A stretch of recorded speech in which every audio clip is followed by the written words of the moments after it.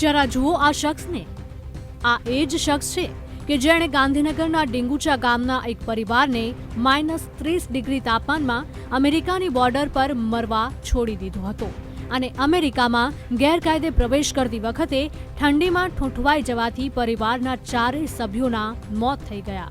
જોકે આજ સુધી આરોપી એજન્ટ ફેનિલ પટેલ નથી ઝડપાયો, કારણ કે તે ભારતમાં નહીં પરંતુ વિદેશની ધરતી પર ફરી રહ્યો છે। ફેનિલ પટેલ કેનેડામાં ખુલ્લેઆમ ફરી રહ્યો હોવાની માહિતી સામે આવી છે, પરંતુ કેનેડાની પોલીસે તેની સામે કોઈ પણ પ્રકારની કાર્યવાહી નથી કરી। તેનું સ્ટિંગ ઓપરેશન ભારતની નહીં પરંતુ કેનેડાની સ્થાનિક ચેનલ CBC ન્યૂઝે કર્યું છે। CBC ન્યૂઝના પત્રકારે આરોપી ફેનિલ પટેલનું સ્ટિંગ કર્યું હતું। આ સમગ્ર ઘટના શું હતી તેના પર નજર કરીએ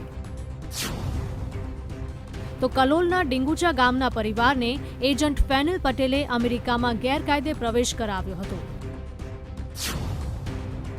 19 જાન્યુઆરી 2022ના દિવસે પરિવારને કેનેડાથી અમેરિકામાં પ્રવેશ કરાવ્યો હતો।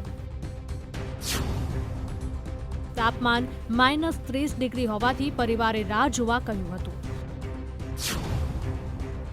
પરિવારની ના કહેવા છતાં આરોપી ફેનિલે દબાણ કરી બોર્ડર પાર કરાવી હતી। -30 ડિગ્રી તાપમાનમાં થીજી જવાથી પરિવાર મોતને ભેટ્યો હતો।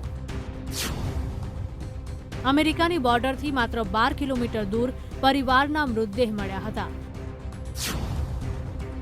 આ ઘટના બાદ 2 વર્ષથી આરોપી એજન્ટ ફેનિલ પટેલ ગાયબ હતો।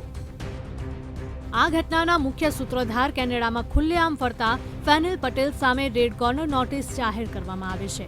ત્યારે હવે આરોપી ફેનિલ પટેલ ક્યારે ઝડપાશે અને ક્યારે તેની સામે કાર્યવાહી થશે તે જોવું રહ્યું। Bureau report, VTV news.